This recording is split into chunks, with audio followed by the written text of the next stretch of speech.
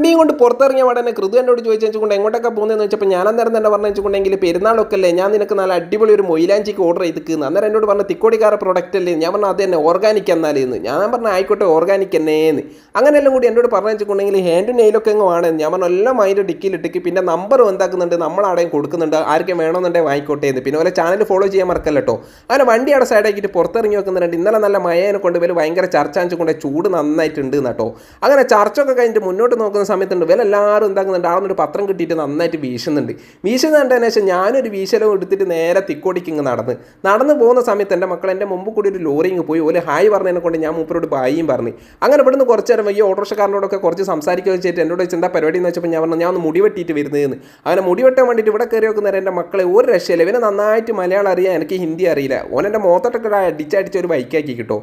അങ്ങനെ അതൊക്കെ കഴിഞ്ഞതിന് ശേഷം ഞാൻ മീൻ വാങ്ങാൻ വേണ്ടിയിട്ട് ഇവിടെ വന്ന് നോക്കുന്നേരം മീനൊക്കെ വാങ്ങിയിട്ട് എന്തായാലും വീട്ടിൽ നിന്ന് വിളിച്ചിട്ട് പറഞ്ഞു എന്തെങ്കിലും ഫ്രൂട്ട്സ് എന്തെങ്കിലും വാങ്ങിക്കുമെന്ന്. അങ്ങനെ ഫ്രൂട്ട്സ് വാങ്ങാൻ വേണ്ടിയിട്ട് ഇവിടെ വന്ന് നോക്കുന്നേരം നമ്മളെ കുട്ടനുണ്ട് എന്താക്കുന്നത് നല്ല അടിപൊളിയിൽ പാട്ടും കാര്യങ്ങളൊക്കെ പാടുകയൊക്കെ ചെയ്യുന്നുണ്ട്, നല്ല അടിപൊളിയിൽ കഥയും പറയുന്നുണ്ട്. അതൊക്കെ വാങ്ങുകയൊക്കെ ചെയ്തിട്ട് ഞാൻ നേരെ നമ്മളെ കൃതുവിൻ്റെ അടുത്ത് പോയിട്ട് പറഞ്ഞത് ഇതാ ഇതിൻ്റെ പ്രൊഡക്റ്റ് എന്ന്. അങ്ങനെ കൃതു അതൊക്കെ നോക്കുകയും ചെയ്തിട്ട് പറഞ്ഞു വെച്ചുകൊണ്ട് എന്നാൽ പെരുന്നാൾ അടിച്ച് പൊളിക്കുന്നത്. അപ്പോൾ നമ്മൾ ചാനൽ ഇഷ്ടമായിക്കണ്ടെങ്കിൽ നിങ്ങൾ ഫോളോ ചെയ്യരുത് കേട്ടോ.